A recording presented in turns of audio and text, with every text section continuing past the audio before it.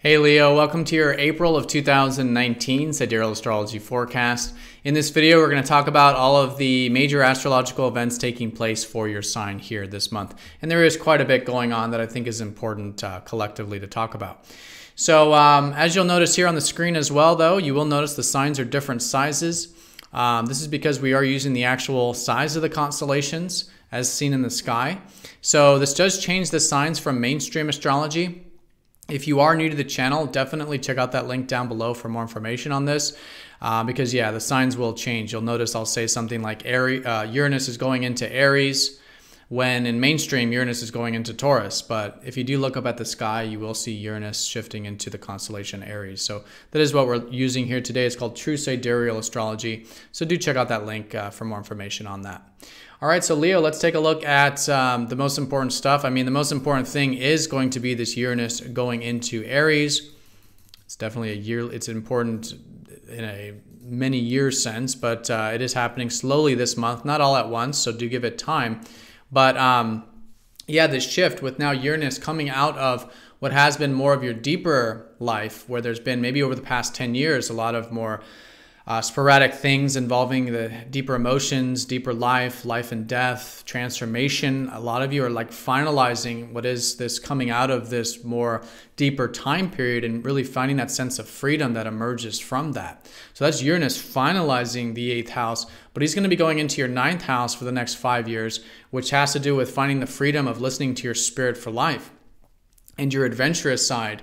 And a lot of you will be maybe doing new things with travel, adventure. Some of you may be feeling inspired in terms of your philosophy, maybe unique and different viewpoints of life and perspectives, and seeing synchronicities and associations and just seeing the excitement of all that. So really good energy to work with, a lot easier for Uranus to be in the 9th than the 8th. And so, yeah, you'll probably notice some subtle shifts with that probably in the later part of this month, which we'll look at.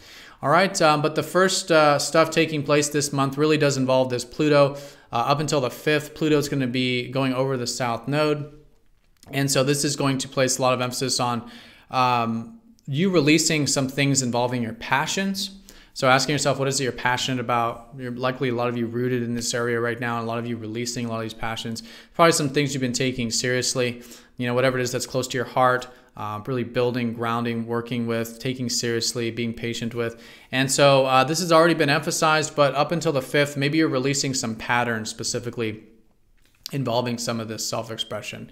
Maybe some past patterns, maybe some fears even, perhaps, involving this stuff that can then really help free you up, because that's what's happening is there's just transformation taking place when it comes to your self-expression, when it comes to your passions and joys in life, that as you practice that releasing or the non-attachment, it's just happening naturally. But by setting the intention to be, you know, releasing and non-attached, really helps facilitate that process and really helps develop and cultivate that area.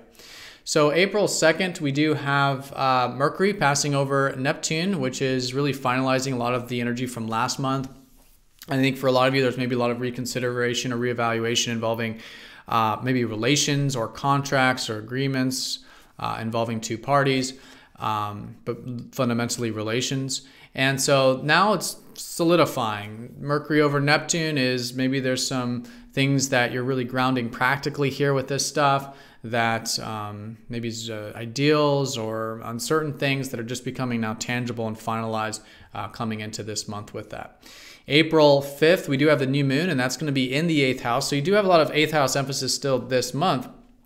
And there'll likely be some new beginnings involving where you can empower yourself, transform, break cycles, even become more vulnerable with yourself and with life and with your relationships.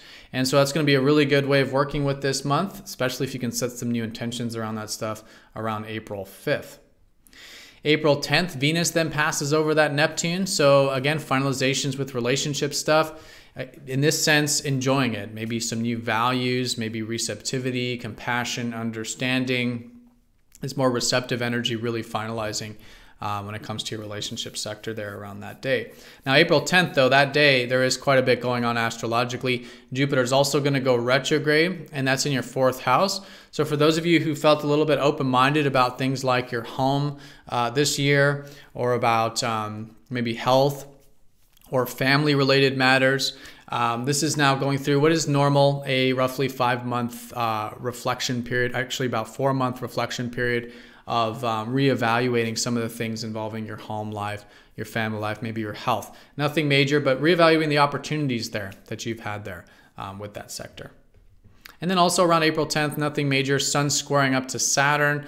Just good to be patient when it comes to those things close to your heart, whatever it is. And then again, especially involving intimacy or openness or deeper connections to life and healing. Just being patient with that stuff around April 10th with Sun square Saturn.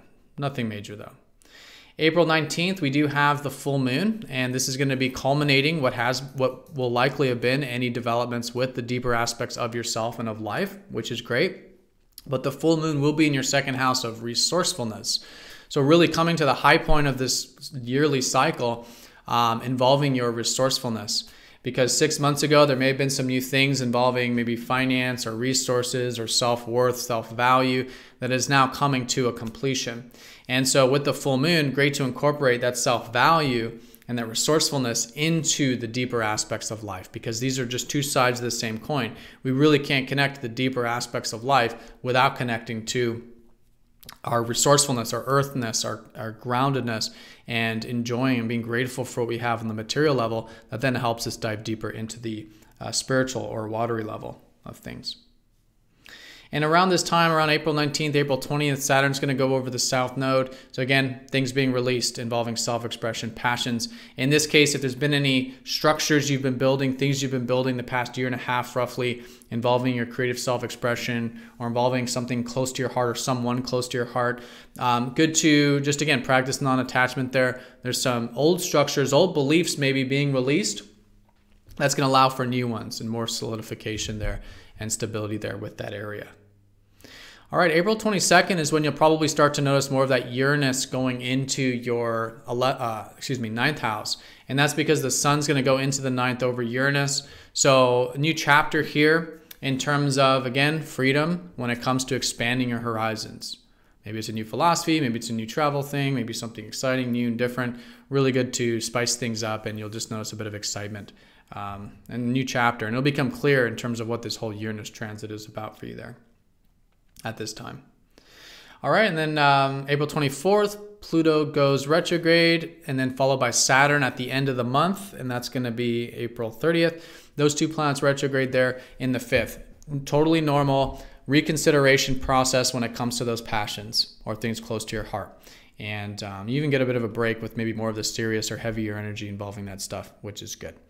Now, April 27th, around that same time, Mars is going to be squaring up to Neptune. So it's just good to practice, I think, faith and trust when it comes to that relationship stuff. Surrender, faith, trust. There's already been a lot of experience lessons you've learned with that, with Neptune here. But also, too, when it comes to your career, I think this whole month in April, you're going to have a lot of drive and a lot of motivation to do things either publicly or productively or with achievement. And so that's great month to do that. But just around April 27th, practicing letting go of what's outside of your control when it comes to maybe some of these productive things or achievement things or public things. Just a little bit of a collective uncertainty or something there with that square to Neptune. And so by having that faith and acceptance and living presently just allows that energy to manifest in healthy ways. And that can be actually more peace and tranquility coming into your public and productive sector with that intention. All right, and with all this, 5th house emphasis, we're talking about passion, self-expression, whatever it is.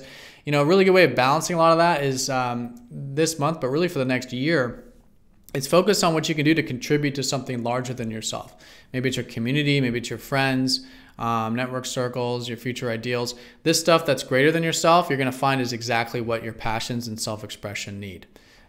So great to explore that, learn about it with the North Node in the 11th. Also your future ideals. What are your future ideals, hopes and wishes for the future? Because that is also what feeds the passion and all this down in the 5th. All right. So Leo, have a fantastic April. Thank you for watching, and I'll see you all next time for the next video. Take care.